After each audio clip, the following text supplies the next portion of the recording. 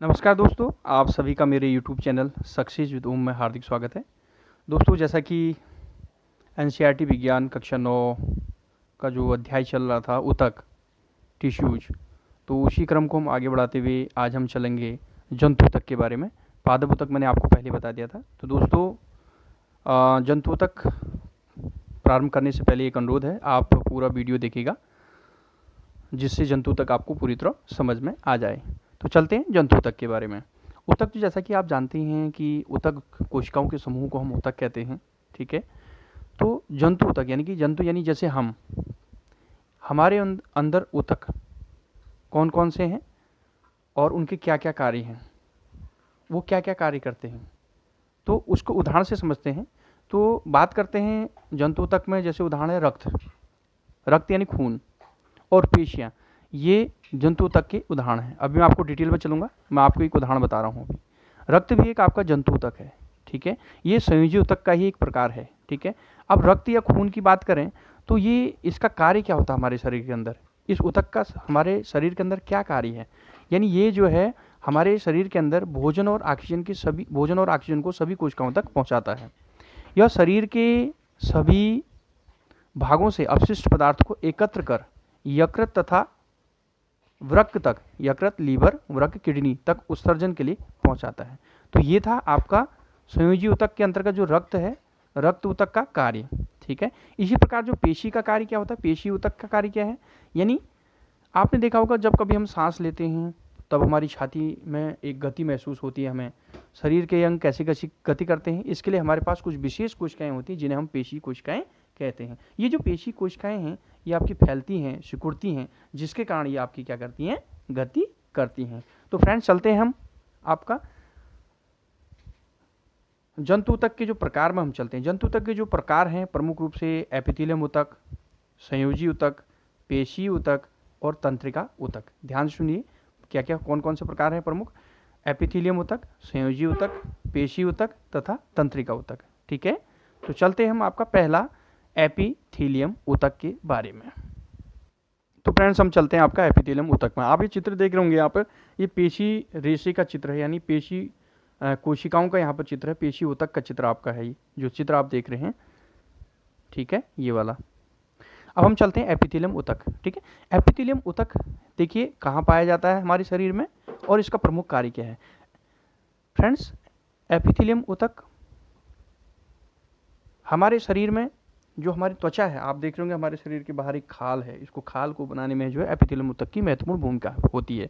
और एपिथेलियम ऊतक का प्रमुख कार्य क्या है, हमारे शरीर की बाह्य रक्षा करना, ठीक है।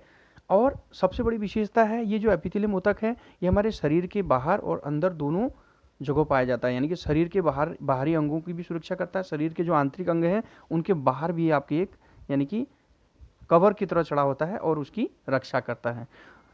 जंतु के शरीर को ढकने या बाह्य रक्षा प्रदान करने वाले ऊतक एपिथेलियम ऊतक कहलाते हैं। एपिथेलियम शरीर के अंदर स्थित बहुत से अंगों और गुहिकाओं को ढकते हैं, ठीक है। गुहिकाएं जैसे आपका जो फेफड़ा है, फेफड़े की जो कोशिकाएं हैं, ठीक है, उनको भी ये ढकता है। ये भिन्न भिन्न प्रकार के शारीरिक तंत्रों को एक दूसरे से अलग करने के लिए अवरोध का निर्माण भी करते हैं। देखिए एपिथेलियम ऊतक कहाँ कहाँ पाए जाते हैं, अगर हम बात करें, मैं आपको एक रेखा चित्र के माध्यम से समझाता हूँ, बिल्कुल आपको याद हो जाएगा कैसे। देखिए ये आप देख रहे, ये रेखा चित्र है, यानी एपिथेलियम जो ऊतक है यानी कि वो कहाँ कहाँ पाया जाता है। जैसे देखिए हम आपका, यानी कि भोजन लेते हैं, आपने देखा होगा भोजन लेते हैं और सांस लेते हैं, ठीक है। तो जब हम भोजन लेते हैं तो भोजन को हम हाथ में पकड़ते हैं, बिल्कुल भाई हाथ से खाना खाते हैं हम, तो हाथ की जो त्वचा होती है, त्वचा से हम जो है खाना ऐसे पकड़ते हैं, इसको ऐसे खाने को ऐसे पकड़ते हैं, तो त्वचा में टच हो रहा है, ठीक है, भोजन। उसके बाद हम अपने भोजन को कहाँ ले जाते हैं, मुंह में। उसके बाद भोजन हमारा कहाँ जाता है, आहार नाल में, यानी भोजन की नाल में। उसके बाद छोटी आंत में जब भोजन पचता है तो पचने के बाद जो रस है वो रक्त वाहिनी कौन है, धमनी और सिरा, रक्त वाहिनियों के माध्यम से शरीर के विभिन्न भागों में पहुँचती है। उसके बाद रक्त कहाँ पहुँचता है, वृक्क में, वृक्क की नलियों में, यानी कि वृक्क किडनी, जहाँ पर रक्त का यानी कि क्या होता है, फिल्ट्रेशन होता है ना, यानी कि रक्त क्षमता है। तो यानी इससे मैंने आपको क्या समझाया कि जो हमारी एपिथेलियम ऊतक है वो त्वचा में पाई जाती है, मुंह में एपिथेलियम ऊतक पाई जाती है, आहार नाल में एपिथेलियम ऊतक पाई जाती है, रक्त वाहिनी में एपिथेलियम ऊतक पाई जाती है, धमनी शिरा में, और वृक्क की नली यानी वृक्क जो किडनी है उनकी नली में एपिथेलियम ऊतक पाया जाता है। इसके अलावा जब हम सांस लेते हैं तो आपने देखा होगा फेफड़ों से लेते हैं तो फेफड़ों की कूपिका बैलून के आकार की होती है, तो यहाँ पर भी आपका क्या है एपिथेलियम ऊतक पाया जाता है। तो फ्रेंड्स आशा है कि आपको बिल्कुल ईजी तरीके से याद हो गया होगा। तो चलते हैं हम आगे की ओर। तो फ्रेंड्स जो एपिथेलियम ऊतक है उसकी कोशिकाएं एक दूसरे से सटी होती हैं और ये एक अनवरत परत का निर्माण करती हैं। अनवरत परत का निर्माण करने के अलावा इन परतों के बीच चिपकाने वाले पदार्थ कम होते हैं तथा कोशिकाओं के बीच बहुत कम स्थान होता है। स्पष्टतः जो भी पदार्थ शरीर में प्रवेश करता है या बाहर निकलता है वो एपिथेलियम ऊतक की किसी न किसी परत से अवश्य गुजरता है। तो फ्रेंड्स आप चित्र में देख रहे होंगे, मैं आपको चित्र में दिखाऊंगा, एक एक करके समझाऊंगा, ठीक है। तो आप चित्र देखिए। तो फ्रेंड्स जो एपिथेलियम ऊतक हैं वो भी आपकी 4 प्रकार की होती हैं। नंबर 1 आप देख रहे होंगे यहाँ पे चित्र में सल्की एपिथेलियम ऊतक, नंबर 2 घनाकार एपिथेलियम ऊतक, नंबर 3 स्तंभाकार यानी पक्षमाभी जो है एपिथेलियम ऊतक, और लास्ट में आपका ये है जो है स्तरित सल्की एपिथेलियम ऊतक, ठीक है। तो अब हम एक एक करके चलते हैं। पहले हम सल्की में चलेंगे, फिर घनाकार में चलेंगे, फिर स्तंभाकार, फिर उसके बाद लास्ट में स्तरित सल्की एपिथेलियम ऊतक में चलेंगे, ठीक है। तो फ्रेंड्स पहला है आपका यानी कि सल्की एपिथेलियम ऊतक, ठीक है। तो सल्की एपिथेलियम ऊतक की हम बात करें तो ये जो सल्की एपिथेलियम ऊतक है उसको हम सरल सल्की एपिथेलियम भी कहते हैं, या इसका नाम है चपटी सल्की एपिथेलियम, या इसे स्तरीय सल्की एपिथेलियम भी कहते हैं। देखिए ये जो एपिथेलियम ऊतक है, सल्की एपिथेलियम ऊतक है, वो शरीर के कोमल अस्तरों का निर्माण करती हैं, ठीक है। जो शरीर के कोमल जो अंग हैं उनके अस्तर का निर्माण करती हैं, ठीक है। तो इसके अंतर्गत आप देख रहे हैं जैसे आप कौन कौन से कहाँ ये सल्की एपिथेलियम ऊतक पाया जाता है। रक्त नलिका का जो अस्तर है, रक्त नलिका में 2 चीज़ धमनी और शिरा होती है, उसके जो अस्तर का निर्माण करती है, ठीक है। दूसरा ये कूपिका आपके फेफड़ों में पाई जाती है, उसके अस्तर का निर्माण करती है। तीसरा आपका आहार नाल है यानी भोजन करने वाली जो नाल है आपकी, उसके अस्तर का निर्माण करती है। चौथा जो आपका मुंह है उसके अस्तर का निर्माण कौन करती है, सल्की एपिथेलियम ऊतक, ठीक है। तो आपने देखा जो उदाहरण आपने ए देखा उसमें देखा होगा कोशिका में रक्त नलिका अस्तर या कूपिका जहाँ पदार्थों का संवहन वर्णात्मक पारगम्य झिल्ली द्वारा होता है, वहाँ पर चपटी एपिथेलियम ऊतक कोशिकाएं होती हैं। इनको सरल सल्की एपिथेलियम भी कहते हैं। ये अत्यधिक पतली और चपटी होती हैं, आप देख रहे होंगे कितनी पतली हैं और कितनी चपटी हैं, ठीक है, तथा कोमल अस्तर का निर्माण करती हैं। आहार नाल तथा मुंह का अस्तर सल्की एपिथेलियम से ढका रहता है। तो इसके बारे में आपको जानकारी क्लियर हुई। उसके बाद हम चलते हैं आपका घनाकार, ठीक है। सेकंड आप देख रहे होंगे बी यानी कि घनाकार एपिथेलियम ऊतक, ठीक है। तो घनाकार जो एपिथेलियम ऊतक है वो वृक्क की नली या लार ग्रंथि की नली के अस्तर का निर्माण करता है, ठीक है, जहां यह उसे यांत्रिक सहारा प्रदान करता है। ये एपिथेलियम कोशिकाएं प्रायः ग्रंथि कोशिकाएं के रूप में अतिरिक्त विशेषता अर्जित करती हैं, जो एपिथेलियम ऊतक की सतह पर पदार्थों का स्राव कर सकती हैं। कभी कभी एपिथेलियम ऊतक का कुछ भाग अंदर की ओर मुड़ा होता है तथा एक बहुकोश की ग्रंथि का निर्माण करता है, यह ग्रंथिल एपिथेलियम कहलाता है, ठीक है।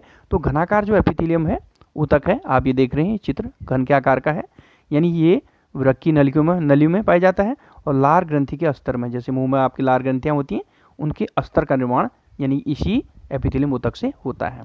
तो फ्रेंड चलते हैं आपका तीसरे स्तंभाकार यानी स्तंभाकार, यह इसका नाम है पक्षमाभी एपिथेलियम ऊतक, ठीक है। अब जो आप सी चित्र देख रहे हैं तो ये क्या है, देखिए इसके बारे में समझिए भाई। ये जो ऊतक है जहाँ अवशोषण और स्राव होता है, यानी कि जैसे हमारी छोटी आंत है, छोटी आंत में अवशोषण हो रहा है, भोजन के रस का अवशोषण हो रहा है, और जहाँ स्राव होता है, ठीक है, जहाँ स्राव होता है जैसे आंत के भीतरी अस्तर, वहाँ लंबी एपिथेलियम कोशिकाएं मौजूद रहती हैं, ठीक है। यह स्तंभाकार एपिथेलियम अवरोध को पार करने में भी सहायता प्रदान करती है, ठीक है, अवरोध को भी पार करने में जो है सहायता प्रदान करती है। जैसे आपके श्वास नली में पाया जाता है स्तंभाकार जो है एपिथेलियम ऊतक, श्वास नली में। कभी कभी आपने देखा होगा जब श्वास नली में आपको खांसी हो जाती है, खांसी में आपका बलगम जम जाता है, तो बलगम को हटाने में महत्वपूर्ण भूमिका किसकी रहती है, इसी की रहती है, स्तंभाकार या पक्षमाभी एपिथेलियम ऊतक। इसे पक्षमाभी एपिथेलियम ऊतक क्यों कहते हैं, क्योंकि इसमें शीलिया होते हैं। पक्षमाभ का मतलब शीलिया, यानी इस एपिथेलियम ऊतक में शीलिया होते हैं जो एपिथेलियम ऊतक की कोशिकाओं की सतह पर बाल जैसी रचनाएं होती हैं, ये शिलिया गति करती हैं, ठीक है, गति, तथा इसकी गति श्लेष्मा को, जो हमारे जो यहाँ अंदर खांसी बलगम जो फंस जाता है उस बलगम को जो है आगे स्थानांतरित करने में या साफ करने में सहायता प्रदान करती है। इस प्रकार के एपिथेलियम को, इसी कारण इसका नाम क्या पड़ा, पक्षामाभी स्तंभाकार एपिथेलियम पड़ा। ठीक है फ्रेंड्स, तो उसके बाद हम चलते हैं, आपका इसको क्लियर समझ गए होंगे, यानी कि जहाँ अवशोषण होता है और जहाँ स्राव होता है, स्राव आपके गले में होता है और अवशोषण कहाँ होता है, आंत के, छोटी आंत में होता है, तो वहाँ पर ये आपकी पाई जाती है। पक्षमाभी का मतलब क्या है, शीलिया, ठीक है, ये शीलिया, यानी कि इस एपिथेलियम ऊतक की कोशिकाओं की सतह पर शीलिया पाई जाती हैं, इसलिए इसका नाम ये पड़ा। लास्ट है फ्रेंड्स आपका स्तरित सल्की, ठीक है, ये आप देख रहे होंगे स्तरित सल्की। स्तरित सल्की इसलिए इसका नाम इसलिए पड़ा क्योंकि इसमें स्तरित माने कई स्तर में, आपके देखिए ये कई स्तरों में होता है, ये देखिए परत के रूप में, लेयर्स के रूप में, देखिए इतना ऊपर है, त्वचा में पाया जाता है, विशेष रूप से ध्यान दीजिएगा, ये आपका कहाँ पाया जाता है, यानी कि त्वचा में। शरीर का रक्षात्मक कवच, ध्यान दीजिए, ये आपकी कहाँ पाई जाती है, स्तरित सल्की एपिथेलियम ऊतक, शरीर का रक्षात्मक कवच, जो हमारी खाल है, शरीर की बाहर की चमड़ी है, अर्थात त्वचा, इन्हीं सल्की एपिथेलियम से बनी है। त्वचा की एपिथेलियम कोशिकाएं इनको कटने और फटने से बचाने के लिए कई परतों में व्यवस्थित होती हैं, नहीं तो हमारे जो शरीर का जो त्वचा है ये फट जाती, ठीक है, तो यानी कई जो है परतों में बना है, इसलिए हम बचे रहते हैं कटने फटने से, ठीक है, क्योंकि ये परतों के पैटर्न में व्यवस्थित होती हैं, इसलिए इस एपिथेलियम ऊतक को स्तरित सल्की एपिथेलियम कहते हैं, क्योंकि स्तर में होता है, देखिए नाम इसलिए पड़ा क्योंकि 1 स्तर, 2 स्तर, 3 स्तर, 4 स्तर, 5 स्तर, ये स्तरित है ना, यानी परतों के पैटर्न में, ये 1 परत 2 परत परतों के पैटर्न में व्यवस्थित है, इसलिए इसका नाम पड़ा स्तरित सल्की जो है आपका एपिथेलियम ऊतक। तो फ्रेंड्स ये थी पूरी जानकारी आपको मिली एपिथेलियम ऊतक की, एपिथेलियम ऊतक के प्रकार। फ्रेंड्स अगर आपको मेरा वीडियो अच्छा लगता है तो प्लीज़ इसे सब्सक्राइब कीजिएगा, लाइक कीजिएगा, शेयर कीजिएगा, और फ्रेंड्स कमेंट्स भी जरूर कीजिएगा कि आपको मेरा वीडियो कैसा लगा, ठीक है, और इसके साथ जो है घंटी को भी दबा दीजिएगा जिससे नोटिफिकेशन आपको समय पर प्राप्त हो सके। Thank you friends.